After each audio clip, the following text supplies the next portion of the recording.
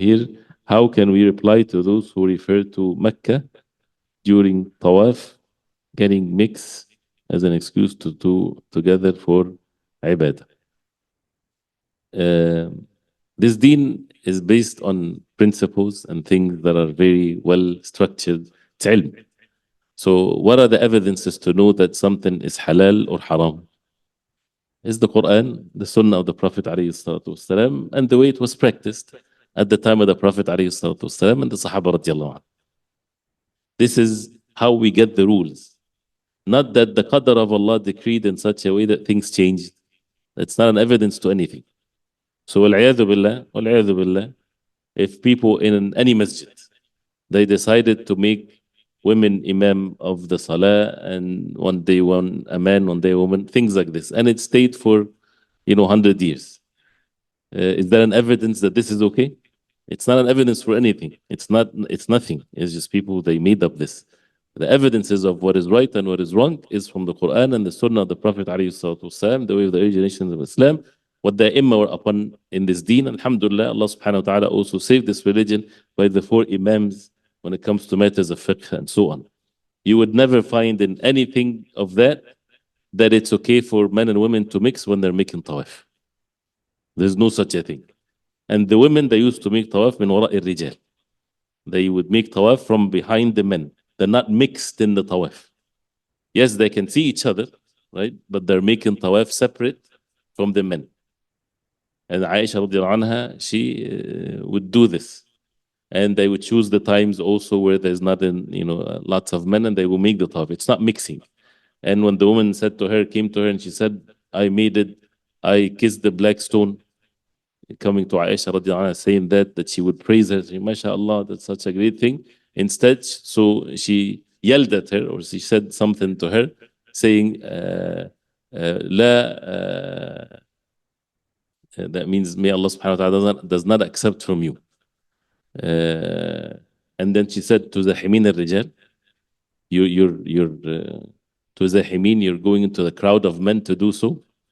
So she condemned her by doing this. So this is not an evidence. Yes, the nature of al-Masjid al-Haram where tawaf is different than any other masjid. The masjid of the Prophet ﷺ, how was it? The women in the back and the men in the front. And the Prophet ﷺ would not even turn fully after the salah till the women leave. And that he's the messenger sallallahu alayhi wasallam. So the same thing with the ahkam of al-Masjid al-Haram is slightly different in many things, one of which is the sutra. If someone is praying when the people are making tawaf, and he does not have a sutra, even if he does have a sutra, he's on the path of the people making tawaf. Does that sutra to be recognized? No. Why? Because the tawaf is more important than people standing there making salah. Tawaf comes first. So because of how the masjid is and how the Kaaba, this is the only place on the face of earth that people make tawaf. So we'd find the ulama talk about the sutra, that it's not to be observed when in the Masjid al-Haram because of the tawaf. Not any place in the Masjid al-Haram, but just because of the tawaf. And of course, because it's crowded.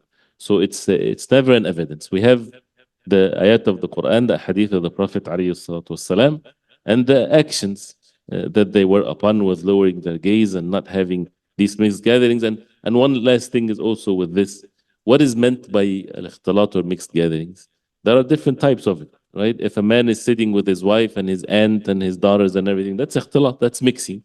Is that forbidden? Of course not. This is family, they're sitting together. So this is not the ikhtilat that is meant.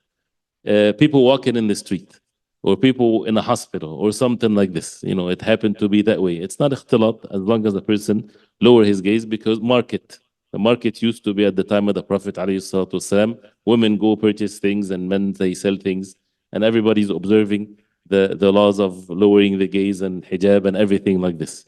So this is not the ikhtilat that is condemned in the deen of Allah.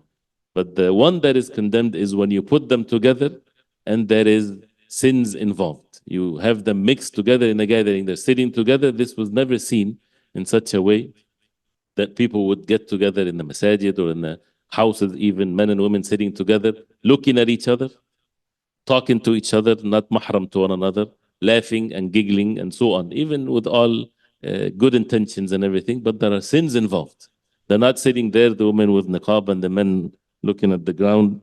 And actually, this is in theory, right? When Sheikh Ibn Baz, rahimahullah, someone asked him about a person going to visit his uncle and his cousin, female, she's sitting in the gathering, full hijab, and he's sitting for whatever time. Assalamu alaikum wa alaikum assalam. Kayfa halukum? Alhamdulillah. No shubha, no any seclusion, no any means of joking and laughing and things like this. Just very formal. And then this is nothing wrong with that.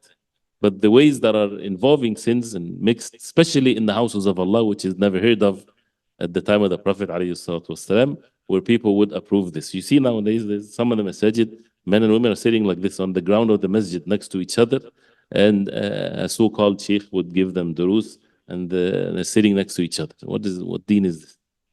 I mean, Allah subhanahu wa ta'ala protect us from the evil within ourselves. Allah musta'an.